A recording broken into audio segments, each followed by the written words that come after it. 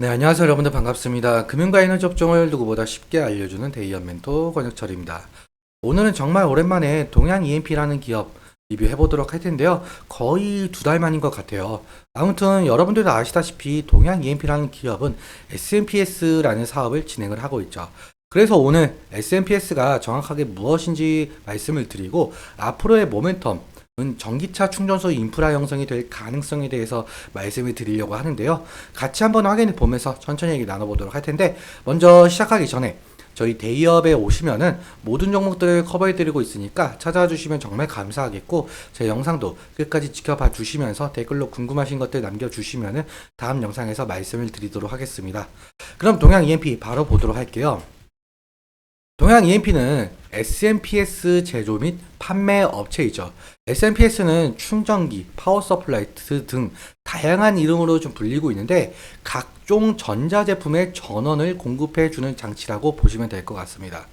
그리고 동양 EMP가 신규 사업으로 전력 변환 장치를 활용을 해서 전기차 충전기 사업을 한다라고 나와 있네요. 매출 비중도 함께 좀 살펴보자면 매출 비중이 SMPS가 지금 100% 정도 차지하고 있는데 SMPS는 지금 사진처럼 이렇게 생겼죠. 그렇다면 이제 먼저 SMPS의 작동 원리부터 살펴보도록 할 텐데요. SMPS는 교류 전기를 직류 그리고 교류의 전압을 최적화시켜주는 제품이죠. 그리고 전자제품에 가장 중요한 영향을 끼치고 있는데요. 왜 중요한 영향을 끼치고 있는지 하나하나씩 좀 살펴보도록 할 텐데, 그렇다면 교류와 직류에 대해서 알아야 합니다. 일단 먼저 다이렉트 커넥트, 즉 직류는 말 그대로 바로 흘러 들어오는 전류인데요. 시간이 흘러도 극성의 크기와 방향이 일정한 전류이죠. 직류 같은 경우는 전자의 방향이 일정해서 저장이 용이하고 휴대가 편리해서 건전지 그리고 대부분 전자제품은 모두 직류를 지금 사용하고 있는데요. 그런데 직류는 변압이 어렵다는 단점을 가지고 있죠. 반대로 얼터네이팅 커런트, 즉 교류는 시간에 따라서 크기와 방향이 주기적으로 변하는 전류인데요. 이때 1초 사이에 전류의 극성이 변하는 횟수를 우리가 흔히 부르는 주파수, 즉 헤르츠죠. 보통적으로 가정에서 사용하는 220V 콘센트는 모두 교류인데요. 그런데 교류 같은 경우 주기적으로 이렇게 변하는 전류라서 약간의 떨림이 발생을 하게 되는데, 이 전자제품 같은 경우 이 약간의 떨림으로도 손상이 날 수가 있어서 콘센트에서 받은 교류를 직류로 바꿔서 사용하게 되죠. 이때 사용하는 것이 SMPS라고 보시면 될 것 같습니다. 그런데 이 교류라는 것은 좀 장점이 있는데, 장거리 전력 전송에 적합해서 저전력 그리고 저속 전동기에 사용이 되고 있죠. 앞서 동양 EMP가 전기 자동차 충전기를 신규 사업으로 한다라고 했었는데, 전기차 같은 경우는 교류와 직류 모두 사용이 되고 있죠.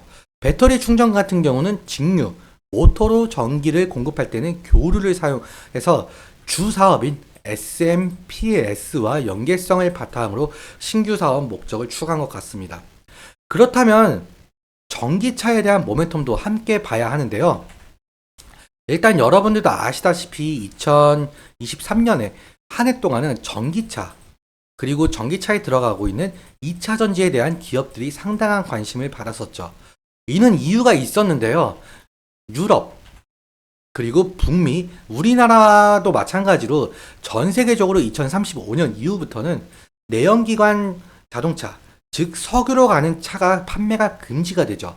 그래서 친환경 에너지인 전기, 수소차에 관심이 쏠렸었는데요. 사실 수소차 같은 경우 연료 효율이 떨어진다는 단점으로 상용화를 위해서는 아직 연구와 개발이 한창이기도 하고 안정성 문제에서 좀 걸림돌이 되고 있는 상황이죠.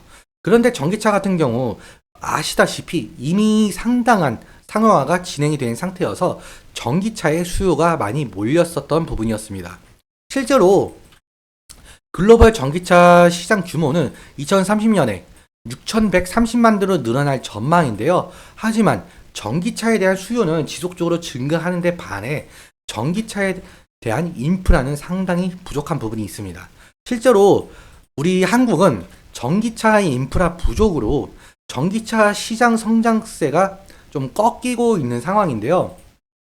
그런데 이 말을 좀 반대로 해석을 하자면 전기차 인프라가 해결이 된다면 전기차 시장 성장세가 다시금 살아날 가능성이 있다는 거죠. 그래서 현재 정부에서는 신축 아파트는 물론 기존 아파트에도 전기차 충전기 설치를 법적으로 의무화시켰는데요. 이 법이 2022년도부터 시행이 됐었는데 실제로 여기 표를 보시면은 2021년 대비 2022년에 완속 충전기 시설이 급격하게 늘어난 것을 볼 수가 있겠죠. 하지만 급속 충전기 같은 경우 인프라는 늘어나는 전기차 수요에 비해 부족한 건 사실인데 그렇다면 급속 충전기는 아직 수요가 있다는 뜻이 될 거고 그리고 법적으로 완속 충전기는 필수적으로 설치를 해야 하니까 신규 사업으로 충전기 사업을 하게 된다면 실질적으로 동양 EMP의 제품 판매로 인해 매출적으로 기대해 볼 만한 성적을 받아볼 수 있다는 뜻이 될 수가 있을 것 같습니다. 그렇다면 지금 차트 간략하게 살펴보도록 할게요. 동양 EMP는 사실상 2023년도부터 전기차 테마로 묶여가지고 상승한 바가 있었었죠. 상당한 상승의 모습을 보여줬었는데 그렇다면 앞으로도 전기차 테마로 묶여서 상승할 여력이 있다라는 말이 될 수가 있겠습니다. 일단 지지라인 같은 경우 제가 미리 좀 선을 그어 봤었는데 일단 과거에도 지지를 받고 지금 상승했던 자리이기도 하고 그리고 장기 이평선이 241선과 지금 121선이 만나는 구간이기도 하죠. 그리고 어제도 지금 사실상 이 구간에서 좀 지지를 받고 오늘 금일 상승의 모습이 나왔었는데 그래서 이 구간의 지지가 상당히 중요한 것으로 보이고 있습니다. 그리고 이 지지라인 이탈 시 2차적으로는 최근에 지지를 받았던 구간인 이 라인이 될 수가 있을 것 같은데 만약에 여기 지지라인까지 이탈을 하게 된다면은 리스크적인 관리는 필요하겠죠. 그리고 아까 말씀드렸다시피 동양 EMP는 앞으로 전기차 모멘텀으로 상승할 가능성이 있겠는데요. 일단 1차적으로 전고점 부근에 있는 매물 소화가 좀 적당히 진행이 되어야 강한 상승의 모습이 나올 가능성이 있겠죠.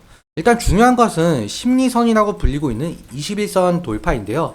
이 21선을 돌파를 해주고 다시금 상승 추세로 넘어갈지는 좀 지켜봐야 하는 부분으로 보이고 있습니다.